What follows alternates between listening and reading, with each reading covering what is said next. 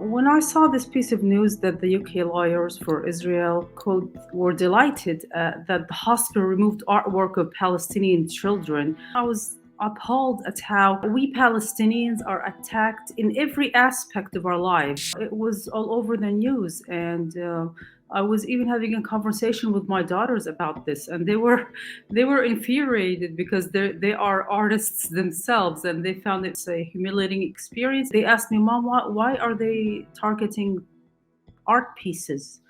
That this group of lawyers couldn't stand to see our children being humanized. They are humans, that they're displaying their artwork in other countries. They're afraid maybe that this artwork might make people outside sympathize with our children and their stories. So I think it was a very pathetic and shameful act. We have to talk about the mainstream media. The Palestinian narrative is not given a chance to be told or heard. So art and self-expression is very important for our children because it gives them a voice out there.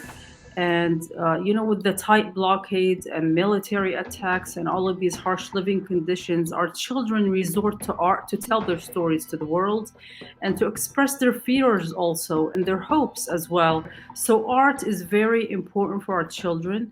When they produce these art pieces and see them displayed outside of Gaza and having people praise them, it makes our children feel valued and heard. So when you ask any child here to draw a piece of art, the first thing that they draw is the Aqsa Mosque and the Dome of the Rock, because this mosque is in our blood. It's our Palestinian heritage. I think we have to set the facts straight that this mosque, Al Aqsa Mosque, the whole 36 acres of this land is an occupied land. East Jerusalem was annexed illegally in 1967.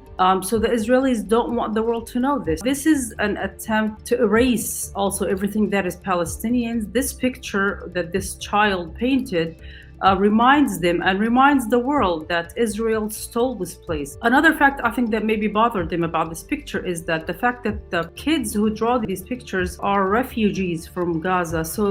So their artwork also highlights the key issue of the Palestinian refugees and the right of return. And this does not serve the Zionist propaganda. They want to just erase anything that Palestinian. For them, our very existence intimidates them, and our artwork humanizes us as Palestinians, and this does not serve their purposes. They want us to be portrayed as we are in the media, terrorists, people throwing rocks. This is the picture that they have in mind, and that's why they didn't like this piece of artwork. And I also think it comes as part of the genocide that Israel is committing against Palestinians, which comes at all levels. So we have the daily killings, demolitions, evictions, land theft, burning of trees, and all of that. And then we have a different level, which is a cultural genocide, where they steal our food and they attack our art. They don't want the word Palestinian to be heard in the Western world. On the ground, life in Gaza for children has been very horrible. They have had to endure many things which other children around the world have not had to. Gaza's population is nearing 2.2 million people. 50% of this population is children. 80% of these children suffer from emotional distress. I mean, my own children were born 2005. They're triplets, and they have witnessed every major escalation on Gaza. Children here in Gaza have had to endure losing one parent, both parents, a sibling, or even in the last attack, a whole family was wiped out and there was one survivor. And imagine this child growing up on his own. And this actually happened to one of my personal friends who lives just down the street from me, where she was killed when their house was shelled. She was killed along with her husband and two of her children, and one of them survived, who was 9 years old 2 years ago. So just imagine what this child has to go through with for the rest of his life. So our children are living in a perpetual state of fear. They're unable to concentrate in schools. They don't sleep peacefully. After the 2014 war, I think it was one of the most horrible times for many children and for my children also, because it lasted for 51 days. and it wasn't very easy to erase from their minds. And I don't think it can ever be erased, actually. My kids kept having nightmares, fits of, crying, and one of my daughters was constantly imagining that someone was going to die, someone was going to get killed. She actually did lose a friend, a personal friend, in the May 2021 attack. Also, besides the military attacks, living under the siege itself is a big struggle for them. I mean, just the feeling of entrapment on this piece of land, having to grapple with things like not being able to visit their own country. I mean, this has been a very huge dilemma for my children when they were growing up. They would keep asking me, "Why can't we visit Jerusalem? Why can't we go to visit our own country?" And as a parent, they expect you to have answers for these questions. But we had to give them, the harsh facts that we can't go visit Jerusalem while someone from any other country can be given a visa and visit my country. I can't. I am just being caged up on this piece of land. We constantly tell our children that we are powerful people. We can't succumb to these massacres, to the siege, and that times will change.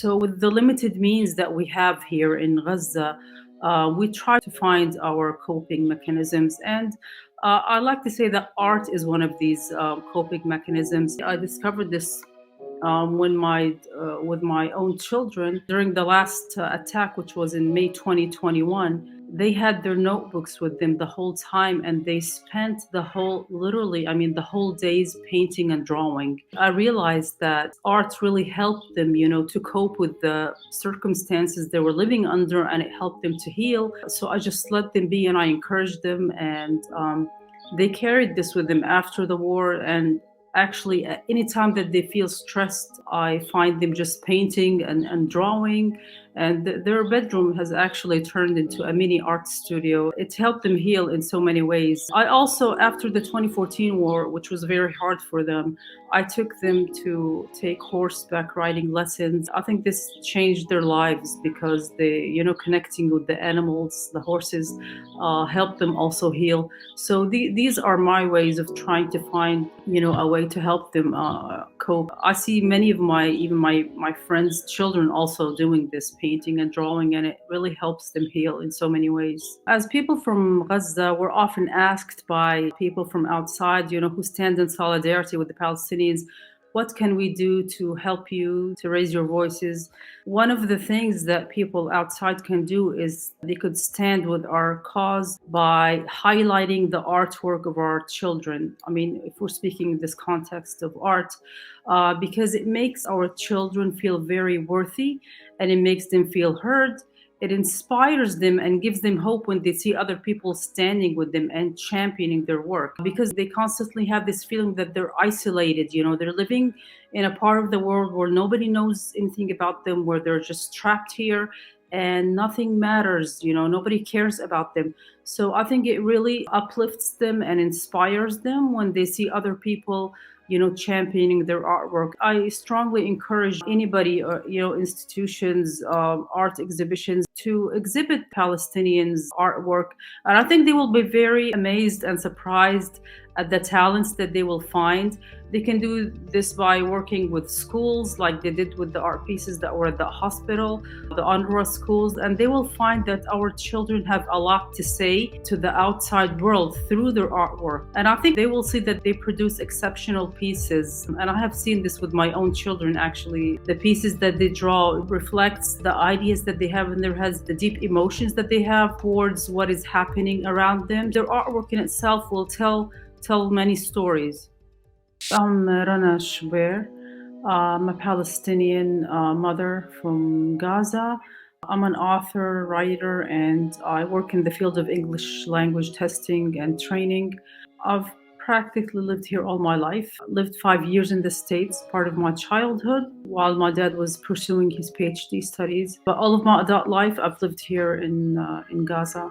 Please support Palestine Deep Dive. It's an independent space where Palestinians can articulate their own discourse freely.